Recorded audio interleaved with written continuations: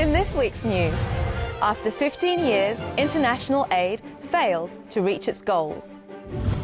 Future trends in religion revealed. And Hugh Jackman prepares to get apostolic. This is In Focus Christian News and Current Affairs. In September of the year 2000, 189 countries signed up to the Millennium Development Goals, which were aimed at halving global poverty by 2015. But despite progress being made in many areas, it's clear that governments and the development organisations they fund have failed to make the impact they were aiming for. A major OECD report is critical of the focus of the aid and development community on health, education and social outcomes at the expense of security, justice and governance. According to The Guardian, countries struggling with war and other violent conflicts have lagged behind in meeting the Millennium Development Goals, despite attracting some of the largest aid packages. I think there's been a lot of progress, particularly in areas such as education, environment sustainability, reducing child mortality, and even access to safe drinking water. I think that it's important that we focus on the positive things that have come out of the Millennium Development Goals, and it's just something that we need to now revise and look forward at the areas that need improvement. Up to 300 Assyrian Christians are still being held hostage by the so-called Islamic State in Syria. New reports say the extremist group is demanding a $30 million ransom.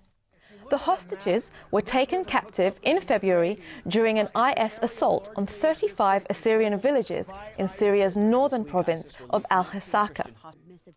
According to Fox News, local Sunni Muslims are helping with the hostage release negotiations and passing on the message that the Assyrian Christian community will be unable to find $30 million without significant outside help. Grieving family and friends are still in shock as they come to terms with the deaths of 148 people at Garissa University College, Kenya's worst massacre since the 1998 US Embassy bombings. Student and church groups have responded with vigils and protests, while the survivors of the shooting and grenade attacks are struggling to cope with their trauma. Christians were deliberately targeted by the Al-Shabaab gunmen. Some of the first victims were students gathered for morning prayers. A memorial service was held at the Christ is the Answer Church, and local Seventh-day Adventists say they're heartbroken by the deaths of 10 of their members, including the student leader of the university congregation.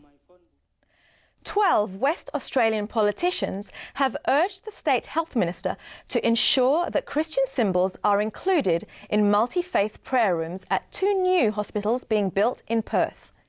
According to Fairfax Media, MP Peter Abetz contacted WA's Health Minister Kim Hames after local pastors flagged the issue with him. Mr. Hames indicated that the Christian worship resources at existing hospitals will also be provided in 2 new hospitals, which are due to open next year. In what's believed to be an historic first, the international leader of the Seventh-day Adventist Church has met with the Secretary-General of the United Nations. Secretary-General Ban Ki-moon met with Dr. Ted Wilson and other senior Adventist leaders at UN headquarters in New York. At the meeting, the church representatives expressed their appreciation for religious freedom principles upheld by the UN's Universal Declaration of Human Rights. Ban Ki-moon said he welcomed the partnership of Adventist organisations in dealing with global issues, including health, education and poverty reduction. An in-depth demographic study by the Pew Research Centre suggests Christianity will remain the world's largest religion for at least another 50 years. But the projections of population, church growth, conversion rates and migration show that if current trends continue, Christians will be a minority in Australia and New Zealand within 4 decades. And Islam will be the world's largest religion sometime after 2070. More surprising, perhaps, is the prediction that the proportion of people who claim no religion will actually drop from 16 to 13% by 2050. The reason? The non-religious predominantly live in countries with aging populations and low birth rates. Enthusiastic claims that Jesus' bones are still in Jerusalem have been greeted with skepticism from the archaeological community. Dr. Aryeh Shimron says 10 stone coffins or ossuaries found in 1980 feature inscriptions identifying the human remains as those of Jesus, as well as his wife, brother, and son. The suggestion that Jesus' family tomb has been found has attracted criticism in both religious and scientific circles. But while Dr. Shimron participated in producing a documentary with Hollywood filmmaker James Cameron, he is yet to publish his latest findings in a peer-reviewed journal. And later in the program, the editor of Archaeological Diggings magazine, Gary Webster, will begin to explore Dr. Shimron's claims further. And in another crossover between Hollywood and the Bible, Aussie leading man Hugh Jackman will take the starring role in a new film, Apostle Paul. According to Deadline.com, Jackman will also produce the movie, together with fellow Hollywood A-listers Matt Damon and Ben Affleck. It seems moviegoers continue to have an appetite for biblical films, despite controversy over their faithfulness to the original stories. Or perhaps because of it.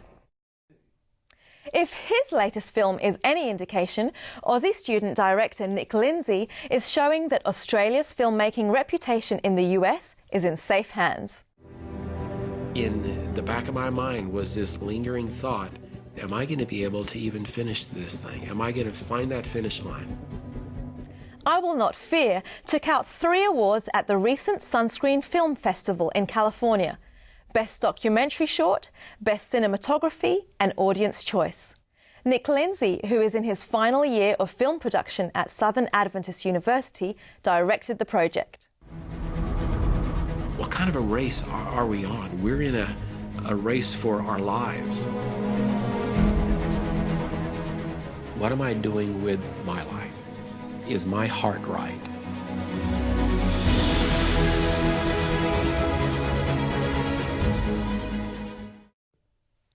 Thanks for your company this week. I'll see you next time for In Focus Christian News.